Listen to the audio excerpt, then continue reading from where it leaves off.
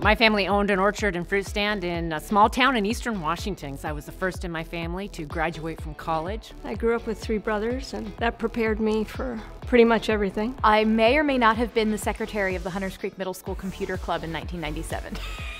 As a kid, I was really shy. I read a lot. My husband doesn't believe this because he thinks my daughter is just like me, but I was a very well-behaved kid. My father's a minister, now retired. My mom is a retired librarian. They supported the idea that to make yourself feel better, do something for someone else. I have a passion for helping people, always have. I didn't know that other families went bowling and we did politics. It never occurred to me that there was another lifestyle. Well, I come from a large family. My parents came from Mexico. My dad had this saying, El sol sale para todos. The sun shines for everyone, meaning that there's opportunity out there if you're determined to find it. I remember when I was 16 years old, my mother had some friends over to the house, and I got that question, what do you want to be when you grow up? And frankly, at 16, I hadn't quite figured it out, but one of my favorite television shows was Perry Mason. And so I said, I think I'm going to be a lawyer, and that's what happened.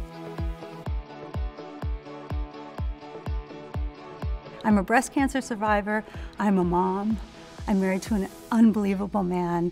I get to do the best things in life when I wake up every day. So literally every day, I pinch myself and I give thanks. My best memory has been when my parents were able to come visit me when I worked in the West Wing of the White House. But I'll never forget, as they walked in the door to the Oval Office, my mom had tears coming down her cheeks.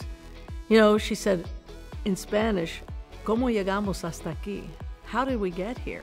I was incredibly gratified to receive the call. I was incredibly honored, very humbled. And it's one of those moments when you say to yourself, I am going to do everything I can to live up to not just the teachings of my family, but the trust of this president. My mom often said, nothing is as good as having a job where just a perfect stranger can walk up to you and say, thanks for making my life better. Walking into the Oval Office every morning, I sit on the couch talking to the president and look out at the Rose Garden or look out at the Washington Monument. That's a pretty amazing feeling, and it's a tremendous privilege. I think I was the 5th to ever give birth while serving in Congress, and then I was the 1st to ever give birth twice, and then I had the 3rd.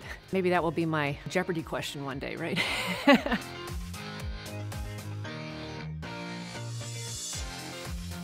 I remember in my early 20s feeling like I needed to have everything planned out perfectly, that I needed to know exactly what I'd be doing for every day of the next 10 years of my life. And now that it's 10 years later, now that I've been in Washington a decade, I can look back and see that nothing goes according to plan, that things sometimes go even better than the plans you've laid out for yourself. Sometimes little girls are not told they can do whatever they want. So I think it's vitally important that little girls everywhere see women doing all sorts of different things and see that women can run the country also. I think people I work with would be surprised to know that I now have 3 kids. One of them is a month old.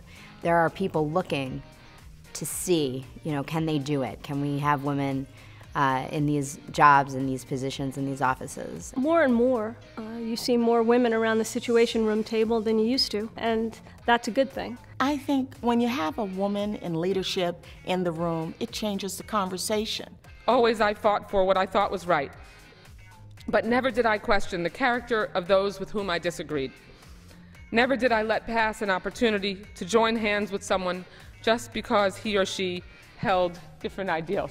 Women just approach it differently, and women are seen as being willing to work across the aisle, really focused on getting results, more trustworthy, better listeners. I think raising 3 children probably prepared me for just about anything, and certainly prepared me for dealing with Congress. We understand it's not just what we're accomplishing, but it's how we do it that matters. I think it's good to be a little bit nervous. That means you're really pushing yourself. You're out there on the edge. If you're too comfortable, you're probably not doing something extraordinary. Take chances and take opportunities when they come your way. If something seems like the right thing, go with your gut and do it. And almost always it works out. Don't count yourself out because you can't find somebody who's doing exactly what you want to do. Have some comfort that women that you do admire also looked around and didn't see a precise example, and you know, they kept going.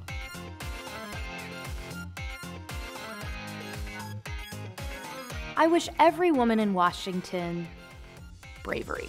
I wish every woman in Washington felt like she had the ability to pursue any direction that she wants to pursue. Each failure in life just brings us that much closer to success. There's no shame in it. Don't hang your head. Move on, fail fast, fail forward. Some people are surprised to learn that when I had more time, one of my favorite things to do was boxing. I think that for women, it's very empowering. I think it shows you that you can, in fact, focus your strength to what you want to hit, to what you want to do. I think it's a great metaphor for life. Get in a room of powerful women, you can feel it. Washington is a good representation of powerful women who are comfortable with being in those positions.